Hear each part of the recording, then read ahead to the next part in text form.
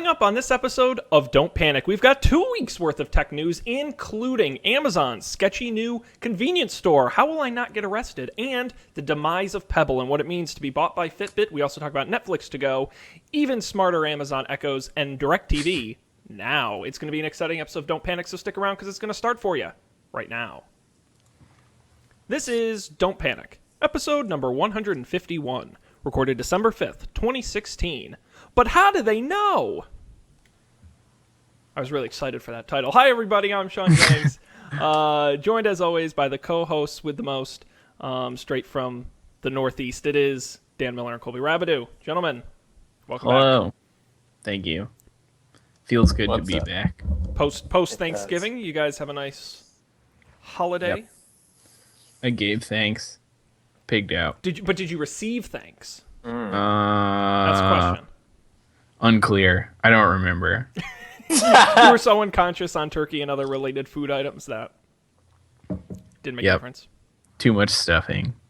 Stuffing is the best. It was really the dessert that got me.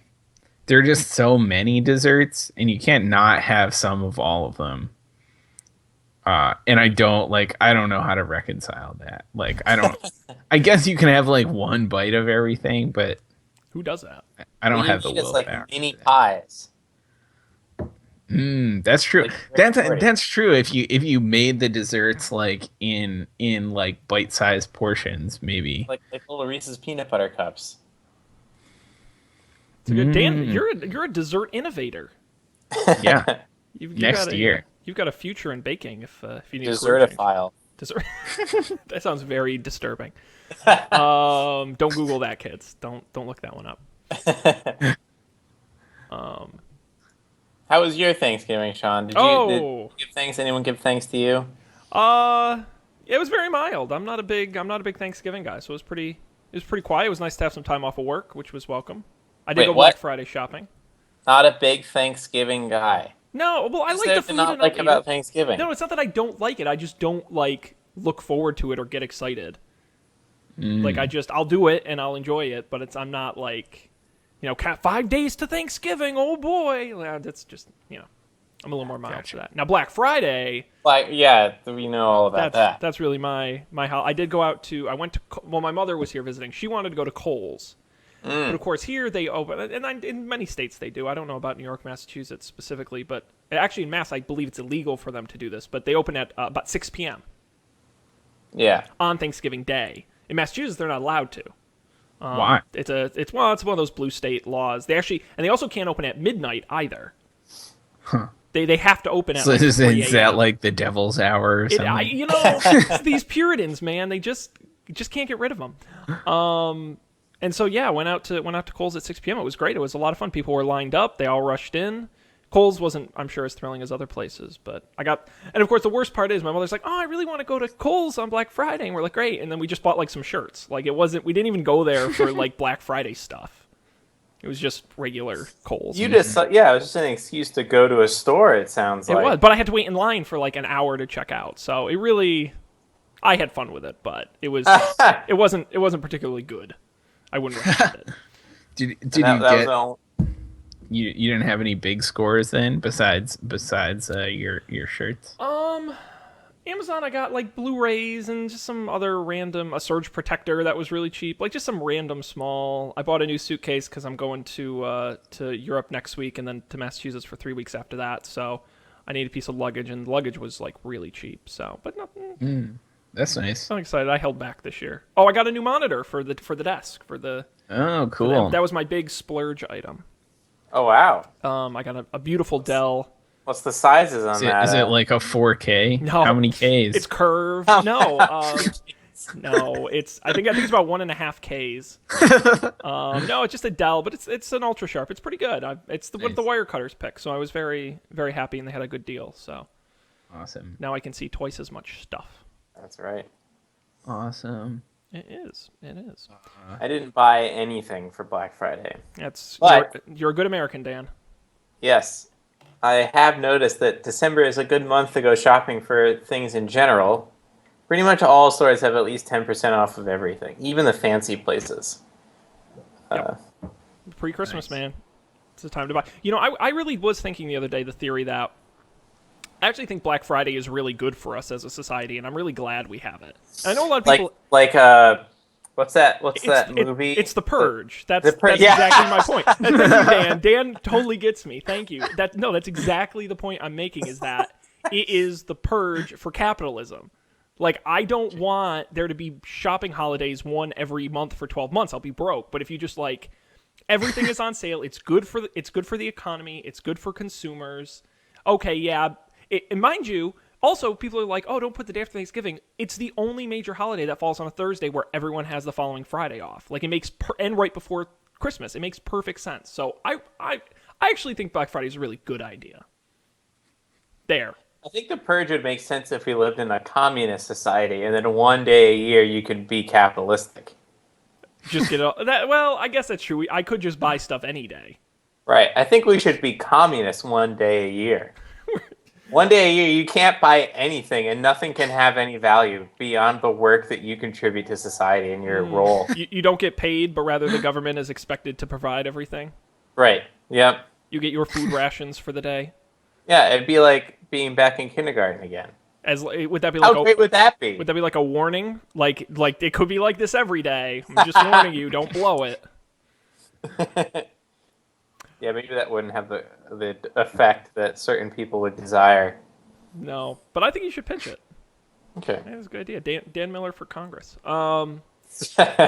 Yeah, if you agree with Dan and you think there should be Communist Day, or you agree with me and think that there should be Capitalist Day, make sure you comment if you're watching live on Facebook, facebook.com/. What other days should there be? What other days there should be? Absolutely. What do we need to get out of our system? What do we have to kind of? Yeah, it's important. I had a good idea.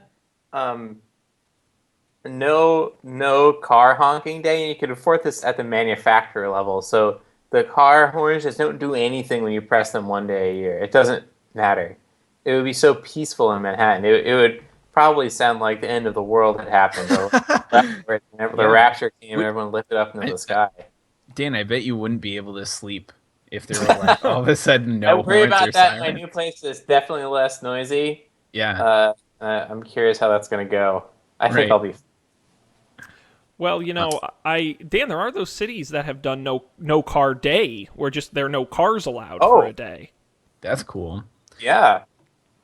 Boston sometimes does that with certain streets. Like sometimes Newbury Street, they close it down and it's pedestrian. Well, was it last year or the year before that New York City had the big snowfall, and so they shut down all the roads and people were out, and the city was completely empty? I think it was. Was that? I think it was last year. Was it last year? Like But that it was didn't really cool. snow, right? Yeah. No, well, the year before it didn't really snow. Oh, okay. I think last year it definitely snowed one time. I think that's a really cool idea. Well, good luck getting that done. Not in Houston. We never get anywhere. We need our cars. It is a requirement. Yeah, that's crazy. That it is. All right, gentlemen. Any other chit chat? I touched a touch bar this weekend. Whoa! I hope you're wearing gloves. You don't know where that touch bar's been.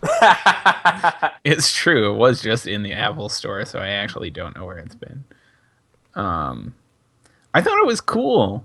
It looks real. I love the way it looks. Like, it does not look like an LCD screen for whatever. I'm sure there's like some acronym that describes what kind of screen it is. But it looks really nice. OLED. It's very matte, and it's the OLED thing, so Yes. The blacks are very crisp. it's not very luminescent. Super crisp. I also tried one, and while I was there, I was wondering what it would feel like to use one in like a dark room, because Apple stores are not dark rooms. But I agree with what you said so far. Cool. I poked around a little, and in the Terminal app, if your cursor is the over same thing I did. Yeah. When your cursor is over like a command, a thing pops up, and if you tap it, it opens like the documentation for that command, which I thought was cool. I like the emoji bar. I don't know how useful the emoji bar would be in practice because I don't know how diverse my emoji use is.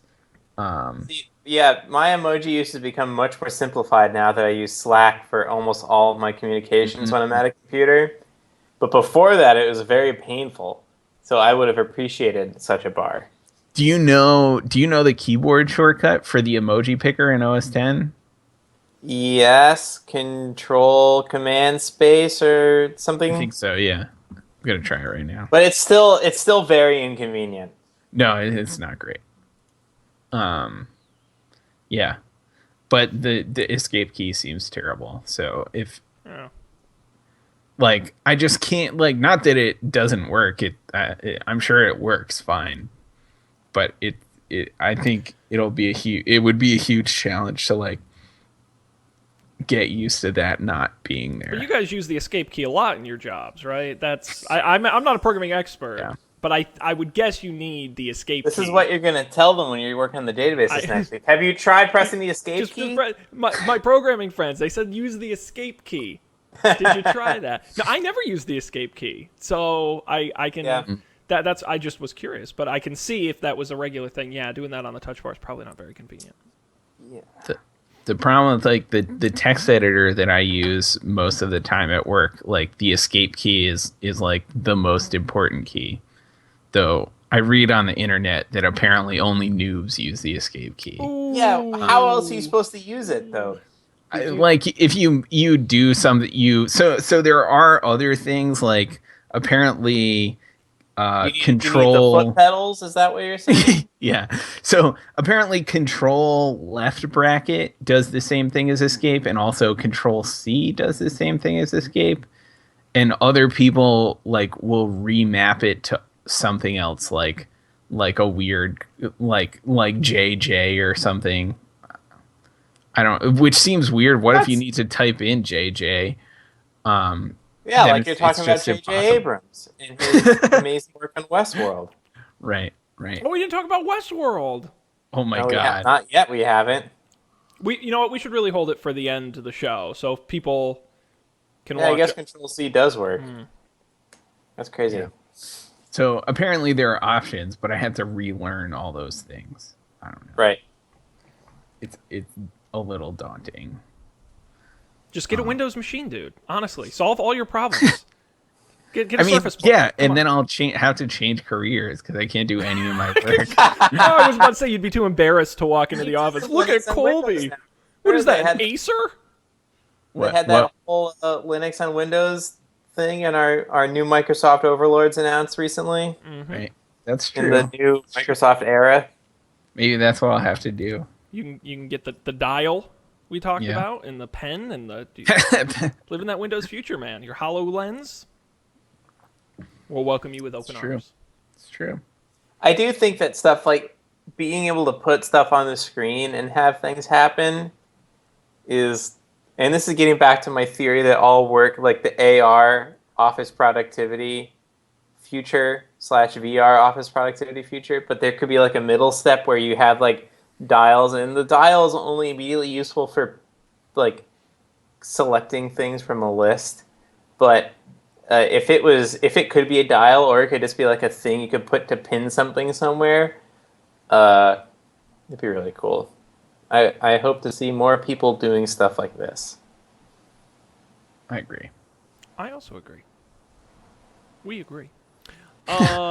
Sweet. It's unanimous. It's unanimous. Gavel, gavel. It rarely happens, but darn You it, know we what did it. Don't Panic needs? It needs a gavel. That's not a terrible idea, actually. The stop panicking gavel. The Panic! Out of what we need is order. break glass in case of panic with a gavel behind it, and then when things really get out of control, we'll be ready. Oh my god. Oh boy. All right, let's jump into the news a little bit. How does that sound? That sounds great. Like a fair deal? Yeah. I definitely want to remind everybody again, if you're watching live on Facebook at facebook.com/Don't Panic Show, comment along. I'm watching them. If you've got thoughts on the stories we discuss, your opinions, if we're horribly wrong, you want to bang the gavel on us, you go right ahead. We might talk about it on the show. Guys, we got a few stories here in the rundown. I don't know if anyone Amazon Go. Oh, Dan, I saw this video at work today, and I'm like, I don't know if this is great or not. It's kind of confusing. So, as Dan mentioned, Amazon, we've talked about this on the show, actually, I think a couple times, about Amazon trying retail. Of course, they did the bookstores. There were the rumors going around they were going to do grocery stores. Well, they unveiled today what is they're calling, by the way, their first retail concept. There could be more down the line, rumors of grocery stores and drive-thrus and all kinds of things, but their first, an 1,800 square foot retail space located in Seattle. It's called Amazon Go. It's essentially a glorified convenience store, but that's not the cool part. No, the cool parts is that they use computer vision and sensors to detect what items you're taking out of the store. When you enter the store, you scan a code on your phone so they know that you've entered the store and that it's, to charge it to your account. And then, and God knows how this works, using a combination of sensors and cameras and Amazon Magic, you just go around, grab the stuff you want off the shelves, and just walk away. And they charge you. It's kind of insane. They say it'll have things like snacks, drinks, pre-made food like salads and sandwiches, and grocery essentials like bread and milk. It'll also sell Blue Apron-like meal kits that will let you cook your own dinners for two. There's only one to be open in Amazon. It is currently only for Amazon employees. A public opening is scheduled for early next year. No cashiers. It's just Amazon Go. And for those of you watching the video version on YouTube at youtube.com/don'tpanicshow, there's a little mini video here playing for you, showing you how it works. Guys, is this an exciting future, a terrifying future, not the future at all? I think if Apple has a hard time convincing Colby to use Apple Pay, then convincing people that they can just walk out of the store without talking to anyone would be... See, the reason I would do this, I would do this before, much more quickly than it took me to try Apple Pay. And the reason is because there's no person involved with this. Everyone going into the store is doing this same thing. I'll see people do it in front of me, and there's no person standing there to witness my fumbling as I try and do it for the first time. That's what it's about. It's about the embarrassment of looking like a fool, not knowing what, trying to do this weird thing with your phone. Not about the technology aspect of it. I don't think, anyways. Here's my question: are there going to be no humans in this store, or is there going to be some fail-safe so if the system hasn't detected that you've taken that can of beans off the shelf, that someone stops you before you walk out? They haven't said. It's This is, again, it's more of a concept they've announced. They haven't even finished building it, but I would assume that there would at minimum have to be employees to stock the shelves unless they're using drones or something crazy. But I still feel like and I'm sure there will be people there, but the person you're interacting, you're not interacting with a person to check out. Yeah, unless there's an error or an issue. Sure. Right. I still feel and remember when Eric Schmidt made that crazy comment that everyone laughed at him about how your Google self-driving car would know that you need to go get a new pair of pants? I think that when you walk into a store and then a notification pops up and says, "We think you want to buy these things. We have them ready. Tap, and then you can just pick them up. We'll have them over here." That's I don't want to have to go through the store and grab the things. That's why people shop on Amazon in the first place. So I don't really see what they're getting here. It's cool that you can grab stuff off the shelf and just walk out, but I don't want to have to grab anything at all. I want to, if I need something, if it's an everyday stop, every couple of days you might go to a grocery store, it should know the stuff I get at the grocery store and have my bag ready, and then I can grab other things, sure, and it can do the computer vision thing, that'd be great. But I wouldn't really be excited. If they opened one in New York, I would go and try it, but it wouldn't really change my habits. I still have to go to a store. I still have to spend time finding the stuff, putting it in a bag. It doesn't buy me much inconvenience.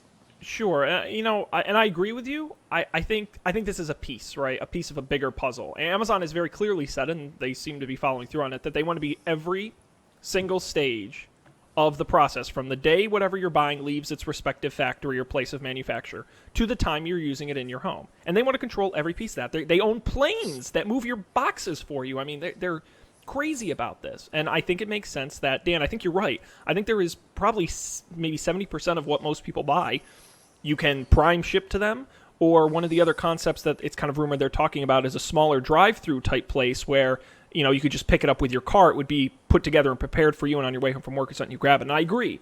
But I do think that there's that 20 to 30% of items where you need one of, you need something quickly, you're traveling maybe. You know, there's a reason why we have 7-Elevens or even more upscale versions of that. Because I think there's a need for that for our consumers. And I give Amazon credit. I think this is a really neat concept, Colby. You are such a millennial. Always texting everybody, never want to talk to people. You live on the internet. Yeah. I'll be the old man of the group. But no, actually, no, you know what? I won't. I'm going to agree with you. I also hate talking with people, but I'm excited by this concept. I completely doubt it's ever going to work. Like, I'll eat my hat when there are 1,000 of these across the country, because I just don't know if it'll work.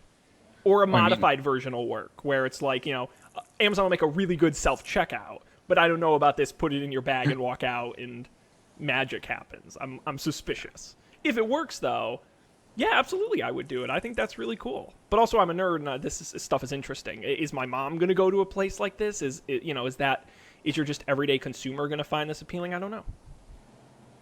But maybe it's not for them, because they go to the grocery store. It's true. I don't know. I mean, I feel like everyone would love to not have to wait in line at the grocery store, though. Well, I don't know. Maybe some people wouldn't like that. Well, I think a convenience store is a really good model to test this in, because I always had this theory. I don't want to say Amazon stole my idea, but they kind of did. I always wondered why they didn't just put RFID tags on every food item. And they just have like a big metal detector style scanner that as you exited the store, it just read all the RFID tags and charged you. Like, I never understood why they didn't do that, and I'm sure there's good reasons, and I don't understand how it actually works. Mm-hmm. But to me, that concept makes sense. But I agree. I don't think a cart full of items is the best way to use this concept. This really is good for grab and go, few items, less room for error, smaller cost in case there are errors or something for Amazon. And again, like in an airport or something, I think this is an awesome idea, or a shopping mall, or a place where there's a lot of foot traffic, people just walking in and out. I don't know. It's an interesting concept. I hope if anyone can make it work, I give props to Amazon. I mean, they seem to have a pretty good head on their shoulders for this kind of stuff. So I guess we'll see. Well, if you're in Seattle, you'll see. The rest of us are just going to have to sooner rather than later. Yeah, just going to have to. Wait, now I'll also mention that as I mentioned, there are rumors that they are considering both a smaller drive-through type store, as I mentioned, but also an actual supermarkets, potentially 30 to 40,000 square foot stores that are similar to an IKEA model, in that consumers could order in-store via touchscreens and then pick them up later on. So you kind of work your way through the store picking up stuff, and then you would check out at the end with your stuff, which I don't know how I feel about that. I'd be curious to see how they'd execute that. Again, for me, Amazon, it's all about speed and convenience. I think the Amazon Go concept does that. I don't get how a giant grocery store does that, but I'll give them the benefit of a doubt. Cool. Cool indeed. Look forward to that eventually. Let's see. We can continue cruising here in the rundown. What else we got here? Pebble. Oh, I know. I feel for you. How did Dan showing off his Apple Watch? He's like, you guys are suckers. I was doing the pour one out gesture with this hand and showing off my Apple. I was kind of hoping Dan was like, oh, I hope you like your worthless piece of metal. No, Dan wouldn't do that. No, it's true. The news. Well, we think it's true. It's rumored. It's true that there's a rumor. Yes, I think it's true. I'm gonna say it's highly high, unless some major thing falls through. The deal's basically signed. Fitbit purchasing Pebble, the smartwatch manufacturer known for their Kickstarters. They say there's a rumor it's in the 30 to 40 million range, which actually is quite small, because there have been rumors that other companies have tried, that Intel might have tried to buy them earlier this year for upwards of 75, and even more than that by other companies. Sources say that the deal would see Fitbit taking Pebble's intellectual property, such as its operating system, but would see the Pebble brand phased out.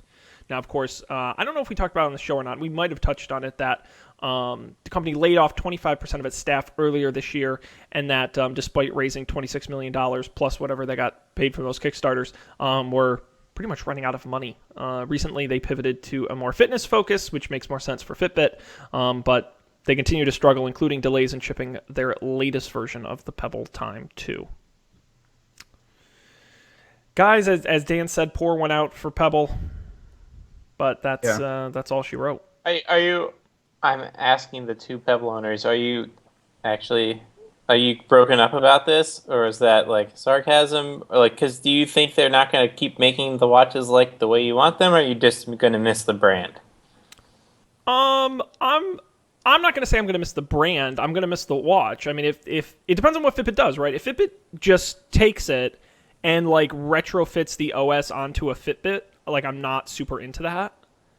And there's this larger discussion around smartwatches are struggling. They're not. Apple is probably the only people who are having success. Fitbit's down. Jawbone's desperately trying to get anyone to buy him who will throw cash at him.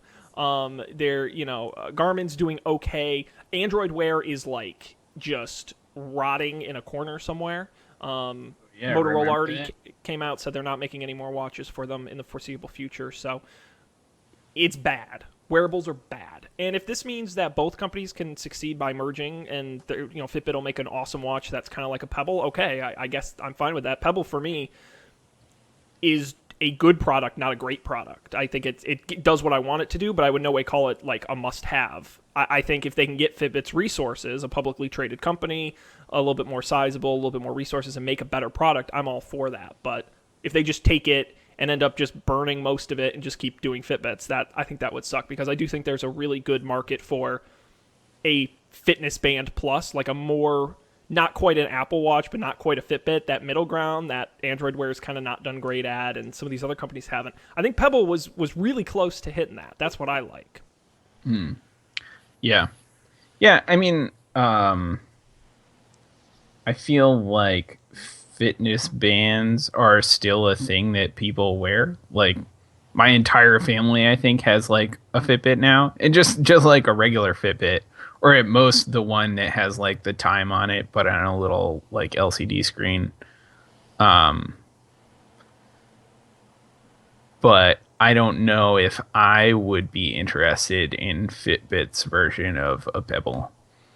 I mean, who knows if that'll even be a thing. Maybe they won't do that, and they'll just keep on going the way they're going with fitness stuff. So, like, I don't know. Maybe this time next year I'll have an Apple Watch. But lucky for me, my current Pebble, it still works fine. I think I would be a little sad, but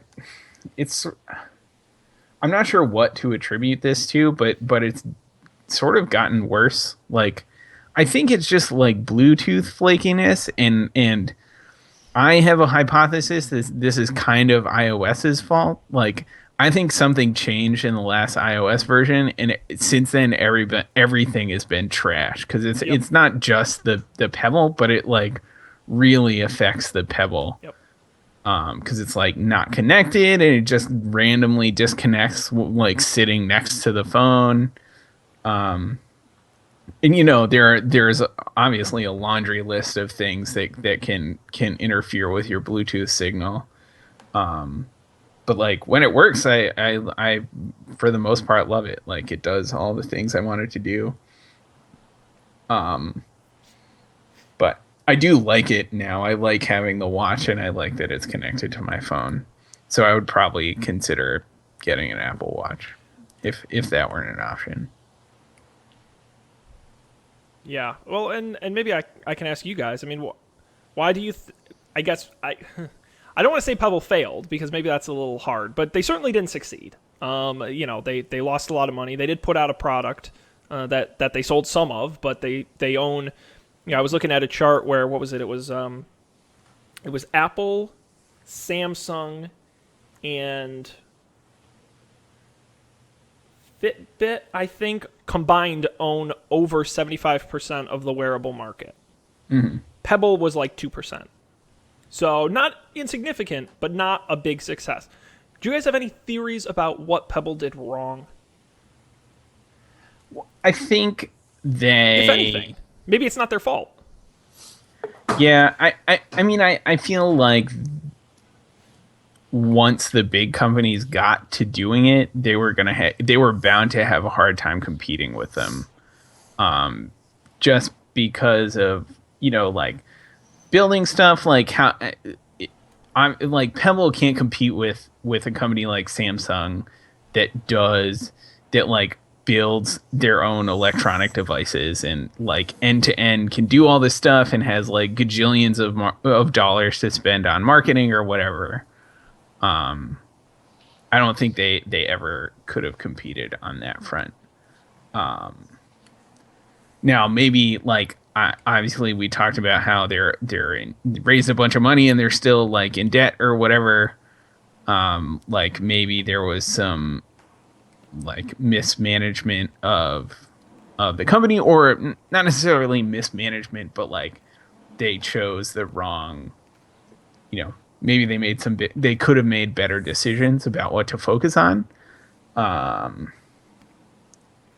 don't know. I know. So I was reading something about this, and didn't Pebble could have sold at several points in the past, right? Sure, like they had absolutely. offers to buy them from like bigger companies.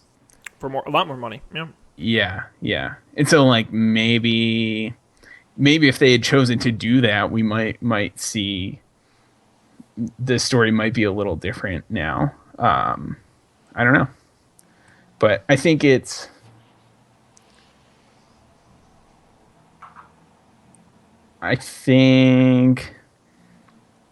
don't know. It's hard to say. I feel like on the one hand, like from the iOS perspective, I feel like Pebble was always doomed on iPhones because Apple never let them in, and they probably won't ever. Or maybe someday when I just don't see them doing it. Especially if they're having any success with the Apple Watch and like no one else is having success with theirs. Like, why would they give up that competitive advantage?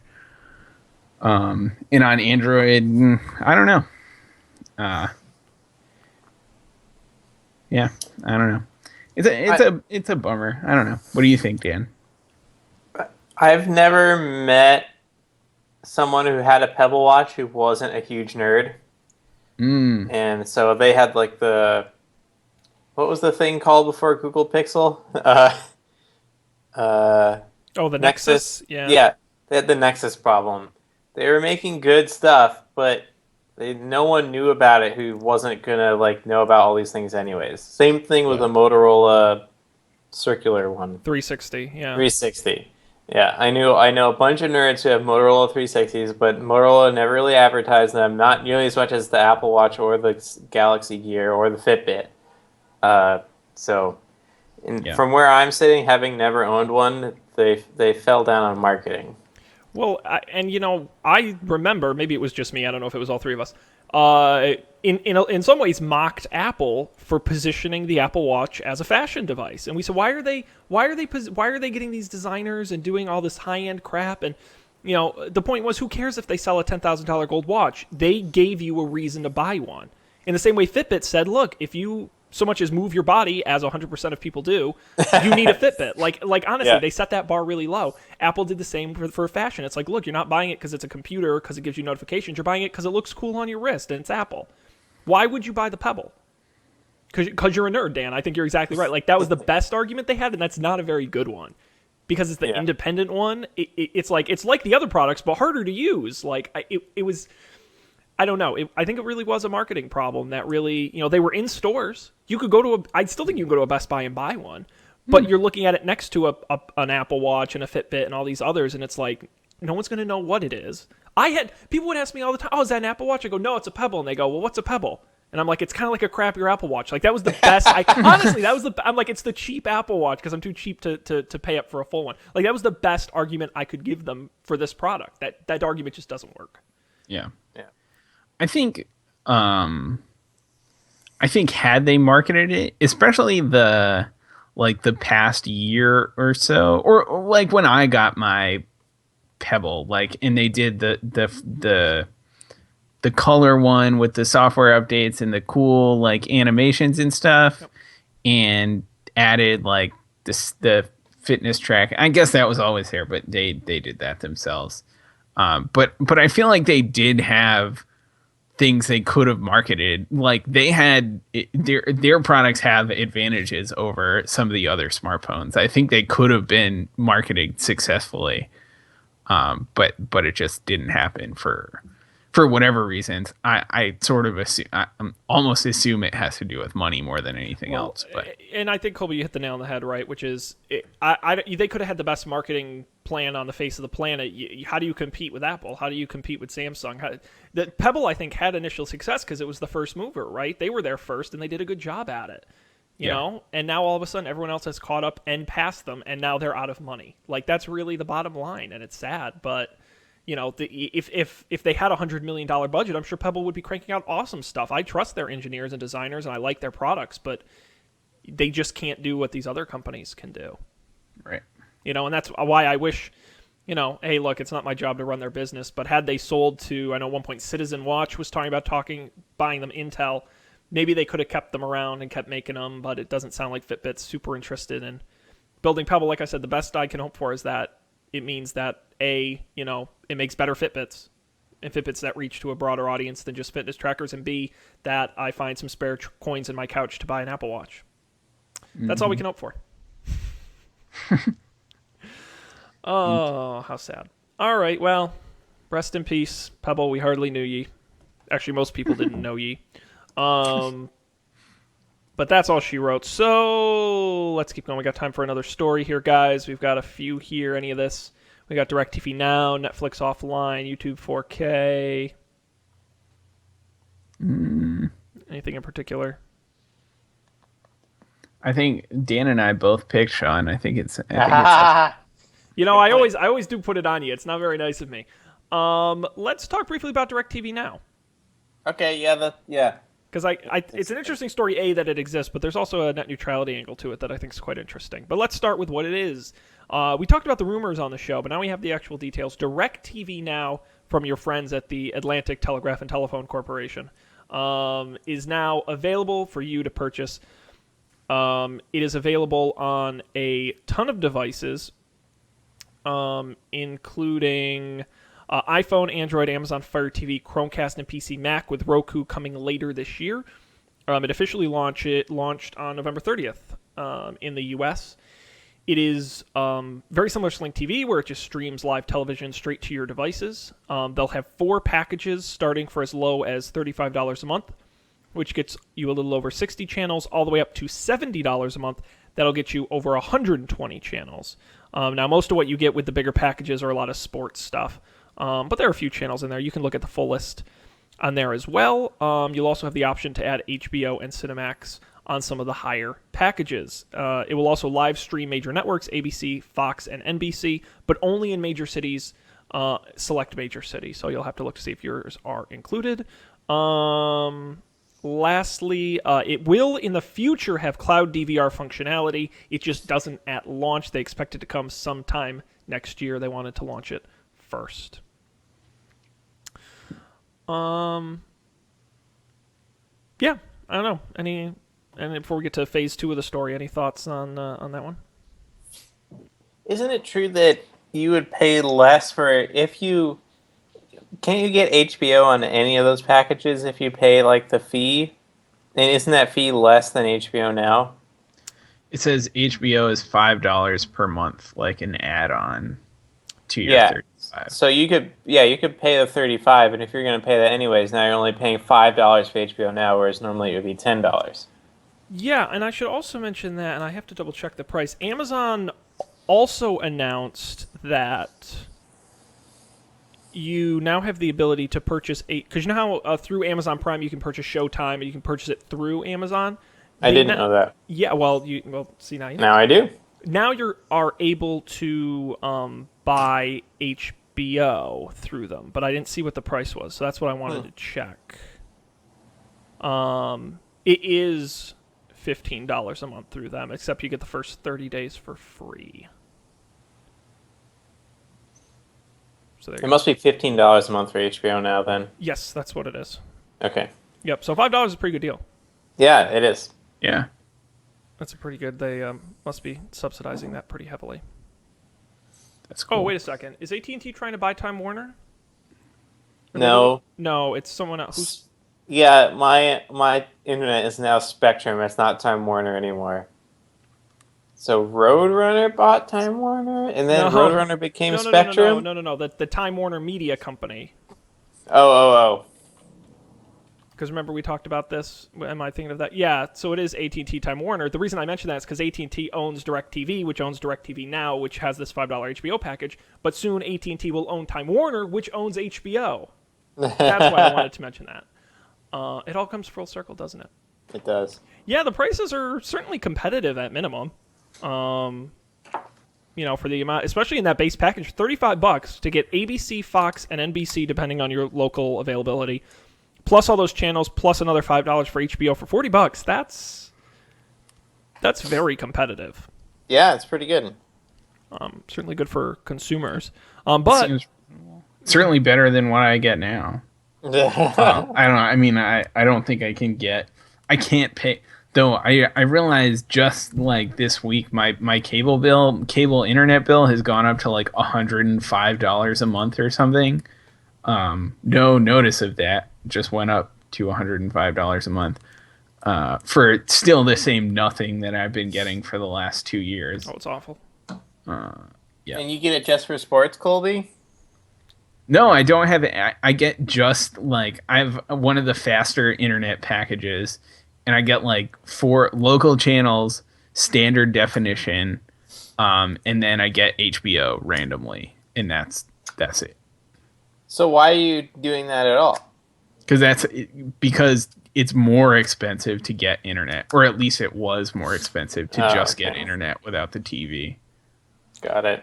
Yeah, that's what happened to me. I didn't want cable. I was really prepared to cut the cord, and then when all the math came together, it was going to be $50 a month for if you just counted For the TV. how long, though?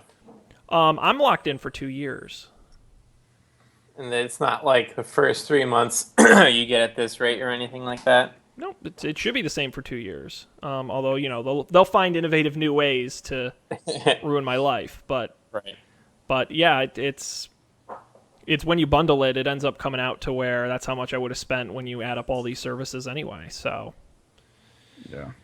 but Alas. it's a good new option. Now, of course, the dangerous side of this story is that, of course, as we mentioned, DirecTV owned by AT&T. Well, AT&T has announced that if you are an AT&T cellular wireless subscriber, DirecTV Now will not count towards your data cap. It is data exempt. Now, I know what you're thinking. Sean, isn't that the exact definition of net neutrality, a company favoring its own properties on its channels? And you'd kind of be right. The FCC has already kind of written a letter that says, hey, make sure, this is kind of suspect. We may look into this. The fact that they are giving benefit to their own service over other video providers. Yeah. That's surprising. I think the future of net neutrality is very much in, I don't even know what I'm trying to say. In doubt. Yes. There Very true. So is anyone going to get DirecTV Now? I got cable. I haven't used my HBO subscription a lot. Thank you, Dan. I will. You're You strong-armed me into that. I'm glad I did. I would consider something like this if I could pay a more reasonable amount of money for like just internet or anything. Just anything.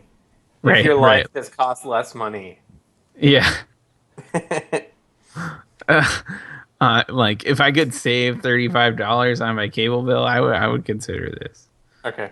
I don't know if I can. Yeah, I've never wanted to watch anything that isn't on Netflix or Amazon.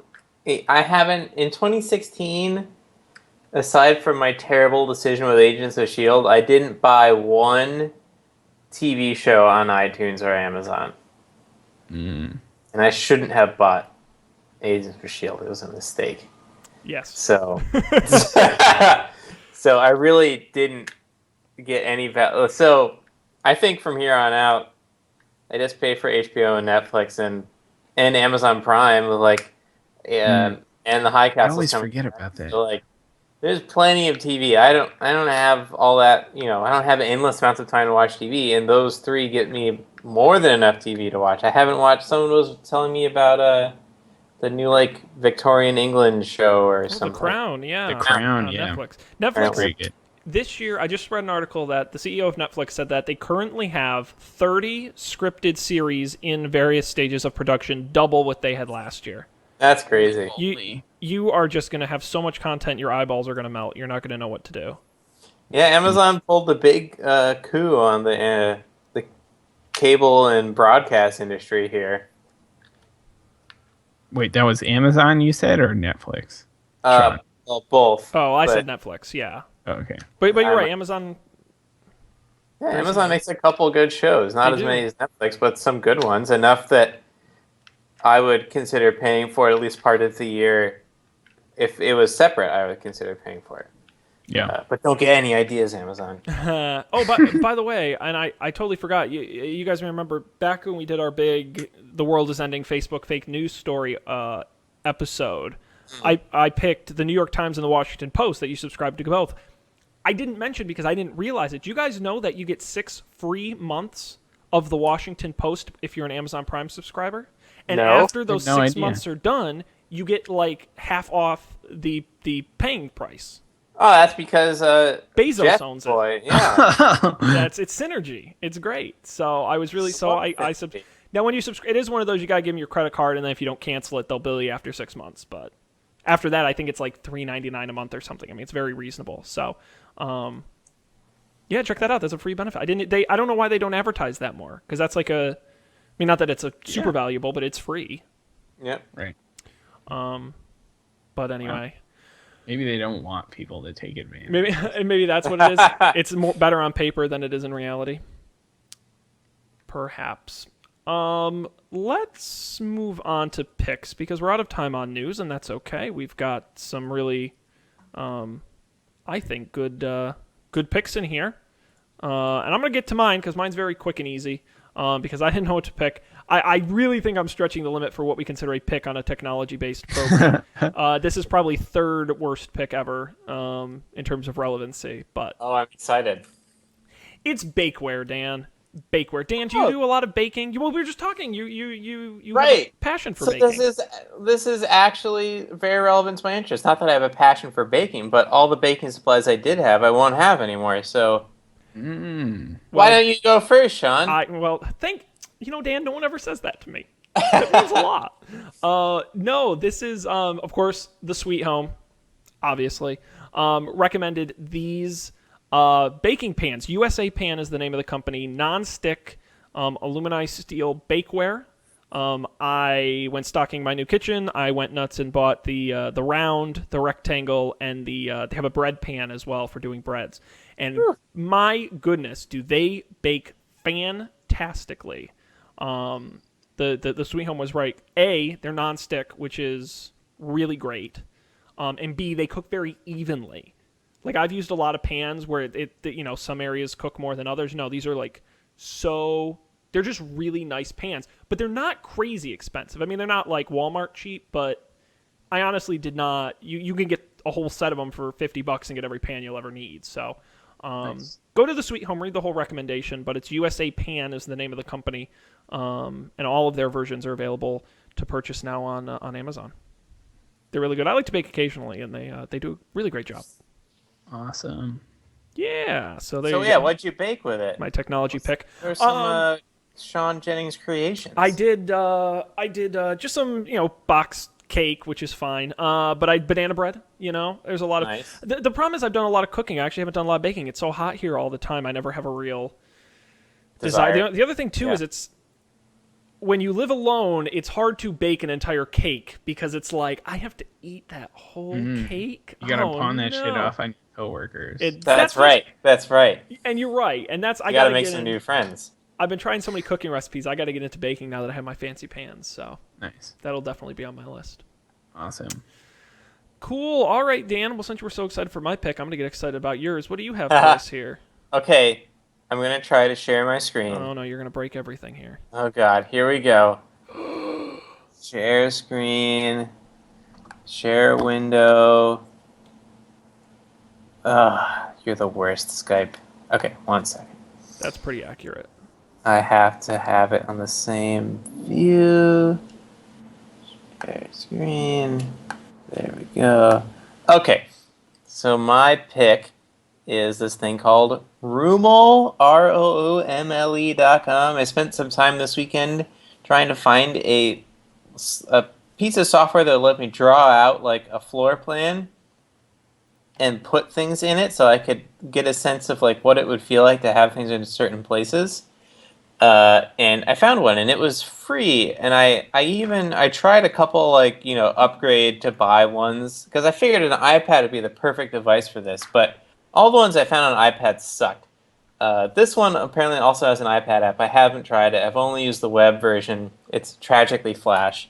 But other than that, it works pretty well. You can create walls and doors, and you can like specify like where the door swings out to and how much space that takes up. And they have like a library of appliances from rugs to TV cabinets, radiators, everything. And it'll calculate square footage and give you sort of nice architectural things.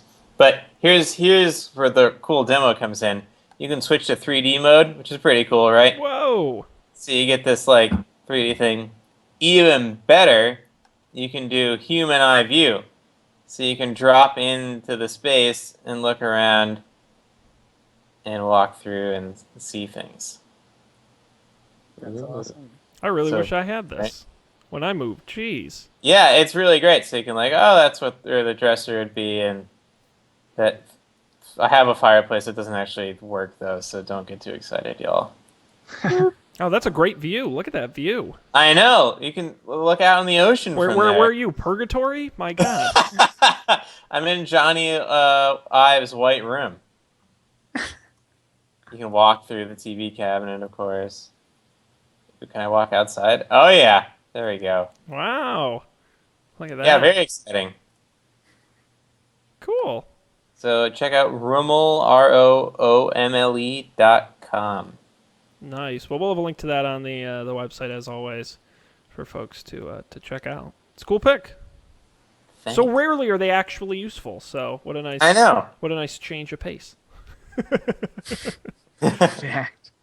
Awesome. Oh, did I stop sharing my screen somehow? Yeah, I don't see it anymore. So you're good. Okay, I don't know how I did that, but great. Skype, isn't it great? All right, Colby, you've got a pick. I'm excited to see what this looks interesting. What do you got for us? Sure. Mine is it's pretty much, it's like iOS and Mac only at this point, I think. So maybe not terribly interesting for you, Sean. But for me, Yes, but for Dan, I do some like note taking at work kind of, and I used to use it like AI writer program. IA writer. Yep, IA writer, and it's like it's nice for it's like a markdown editor, which is like a sort of shorthand for styling text as you write it. It's kind of codey, but it's very easy. Don't let that discourage you. But like IA writer doesn't. I think it's meant for something different than what I use it for. Like I use it as like sort of a scratch pad to like type stuff out. Like if I'm writing like a long Slack message or something, I'll write it in there because I always accidentally send Slack messages before I'm ready to send them. And just like random thought gathering, like to-do lists, whatever. And so I forget where I heard about it. I think I heard about this on another podcast. But it's this app. I think it's relatively new. It's called Bear, as in the animal bear. You can see it at bear writer.com, and it's a similar idea as IA Writer, but like the focus seems to be less on the actual less on sort of like writery stuff and more on just like taking notes. So it has some cool features like hashtags that you can use to organize things, and you can search through everything, and the interface is really nice. It also does markdown stuff, but it has a pretty nice way of doing it, and you can have like checklists in line and in your notes, which is cool. So if that's a thing that you do, it might be worth checking out. It is free to download on Mac, iPhone, and iPad. And if you want, so they charge for like syncing. So it's like $1.50 a month or like $12 a year or something. It's pretty cheap for sort of a productivity app. I think I personally don't mind paying such a small fee per month, or just doing it upfront for the year. I think right now I'm doing the monthly one, but I'll probably switch to a year because I like it so far. Yeah, so if you're into that, check it out. Very nice. I'm kind of jealous I don't get to use all of it, but it seems quite interesting. Links to that and all the picks, of course, will be on the website don'tpanic.io. Gentlemen, before we conclude, I got a couple things I want to touch on here. First of all, GameNights.tv. You should go there, and here's why. This week we just published the last installment of our Neverwinter Heist Adventure, Chapter 6, where we find out if our heroes get away with robbing a bank vault with the help of their insane new friend that came straight out of Dan's twisted mind. It is super funny, and the ending will absolutely surprise you. It sure surprised us. So I recommend you go. And there are only 6 of the episodes, so if you haven't listened to that our mini journey, it's an easy one to jump back to the beginning of and listen to them all the way through. So that's GameNights.tv for a little Dungeons and Dragons action. We'll be back making new episodes hopefully soon. The other thing I want to briefly mention is the movie draft, guys. Have you been following the movie draft at all? Boo. Yeah, that's what I thought. We're doing the Up for Debate winter movie draft at upfordebate.tv/movies. You can follow along there all winter long. Quick update for those of you playing along at home. In last place with $14 million with the kind of middling opening of Bad Santa 2 is Dan Miller. In 5th place with $28 million is Colby. And then, of course, we have Phil in 4th, Sarah in 3rd, Mike in 2nd, and with nearly $400 million, Matt in 1st, with the combined juggernauts of Doctor Strange and Fantastic Beasts. Oh, brutal. I know. How did we all let Matt get both of those? I don't. Honestly, he took what I've already. Well, it could change, but it looks like the winner. The flops are really flops. I mean, I don't think you're going to have a lot of kind of mid-range movies if you didn't get the big ones. But it's not that they didn't go super. Well, Doctor Strange for 25, I think, was a little cheap. Fantastic Beasts for 30 is probably about right. Yeah. But even Trolls for 16 probably was cheap. So now we did have our first sort of mini controversy this week. Well, I guess our second. But I discovered when I was updating the sheet before doing the show today. I remember we made fun of a lot the Halle Berry film Kidnap, the cheapest film of the draft. I think so, yeah. Well, it turns out the production company that made it is financially insolvent and has no plans to actually release the movie. So Sarah is going to get a replacement movie, TBD. Keep an eye on the spreadsheet. We'll get her a new movie. We're running low, so I don't know what she's going to get, but it's wow. None of this happened in the summer movie draft. This is a whole new. It's the Wild West of movies, man. Anything can happen. There's about a 70% chance she's going to end up with a horror movie remake. So, because that's pretty much all we haven't had in the list that's coming out this winter. It's like, do you want the Amityville horror remake? Do you want the Rings remake? It's a decent spot to be in. But keep an eye on upfordebate.tv/movies all winter long. That is it. We will not be back next week, but we will hopefully be back the week after. And I'm looking at the calendar because of holidays and such. I'm thinking the 19th is probably going to be our annual holiday show. That's right. We do our top Christmas story. hats. We do our top story of the year. We look at how terrible our predictions were for last year. Actually, I think mine were pretty good. And then we do our predictions for next year. So you're really I don't remember if we do a top pick of the year as well, but we'll see maybe if we have time. But I think we should. But yeah, keep an eye out for that. So that'll be in 2 weeks. Of course, you can go to Don't Panic IO at any time and get all our episodes, including this one, audio, video, and picks as always right there. And of course, all the places you can subscribe, like iTunes, Stitcher Radio, Google Play Music, TuneIn Radio. The video, of course, on YouTube at youtube.com/Don't Panic Show. We do it live Monday nights at 10 p.m. Eastern, 9 p.m. Central at facebook.com/Don't Panic Show. And of course, our email, don'tpanicshow@gmail.com. We love your feedback.